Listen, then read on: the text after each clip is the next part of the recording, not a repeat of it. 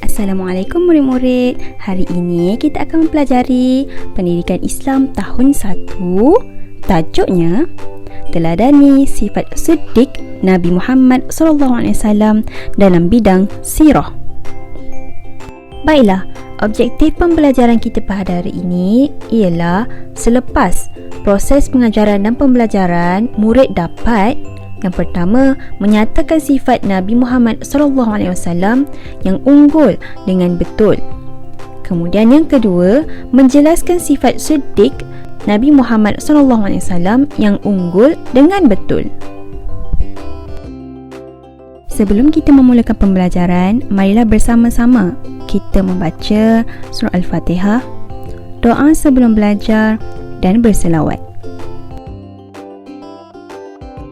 Bismillahirrahmanirrahim. Alhamdulillahi Rabbil Alamin. Ar-Rahmanirrahim. Maliki Yawmiddin.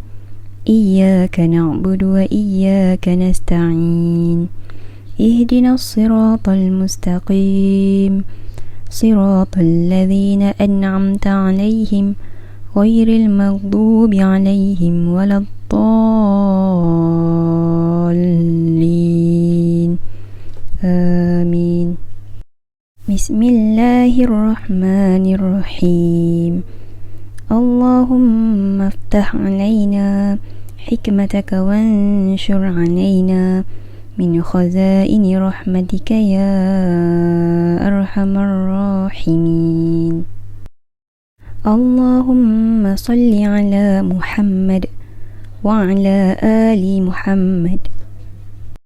Baiklah murid-murid, sekarang mari kita lihat 5 perkataan yang tertera pada video ini. Tahukah murid-murid, 5 perkataan ini, antara 5 perkataan ini terdapat sifat-sifat, iaitu sifat-sifat positif dan sifat-sifat negatif. Jadi, apa yang Ustazah ingin murid-murid lakukan ialah cari sifat-sifat positif. Kemudian kita akan menyimak jawapan murid-murid sama ada betul ataupun salah. Jadi, Ustazah akan berikan selama 10 saat untuk murid-murid mencari sifat-sifat positif. 10 saat itu bermula dari sekarang.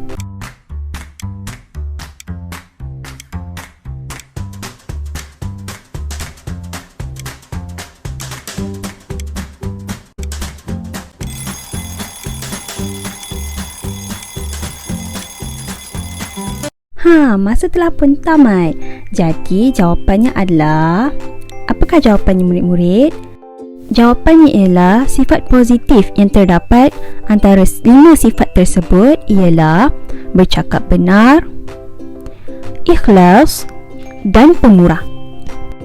Tahukah murid-murid, antara 3 sifat positif tersebut, salah satunya adalah sifat wajib Nabi Muhammad SAW. Apakah sifat tersebut? Sifat tersebut ialah bercakap benar. Jadi hari ini kita akan belajar mengenai sifat wajib Nabi Muhammad SAW, iaitu bercakap benar. Tahukah murid-murid, sifat wajib Nabi Muhammad SAW terbahagi kepada 4. Yang pertama, siddiq. Siddiq ialah bercakap benar, iaitu Rasulullah SAW tidak pernah menipu, tidak pernah bercakap bohong. Segala percakapan Nabi Muhammad SAW adalah benar belaka. Kemudian sifat yang kedua ialah amanah, jujur, iaitu jujur dalam perbuatan, tidak melakukan perbuatan-perbuatan menipu. Kemudian fatanah, iaitu bijaksana. Sifat Nabi Muhammad SAW adalah seorang yang bijaksana, pandai. Kemudian tabligh, iaitu menyampaikan. Nabi Muhammad SAW menyampaikan wahyunya, menyampaikan dakwahnya. Itu adalah sifat wajib Nabi Muhammad SAW. Tetapi hari ini kita akan fokus kepada satu sifat Nabi Muhammad SAW. Sifat wajibnya ialah siddiq, iaitu bercakap benar. Baiklah, mari kita dengarkan dalil yang menunjukkan sifat siddiq Nabi Muhammad SAW, iaitu dalam surah An-Najm ayat yang ke-3 dan 4. Bismillahirrahmanirrahim.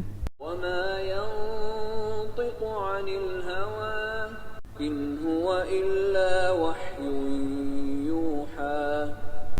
Sadaqallahul azim. Baiklah, maksudnya, dan tiadalah yang diucapkan itu menurut kemahuan nafsunya. Ucapan itu tiada lain hanyalah wahyu yang diwahyukan kepadanya.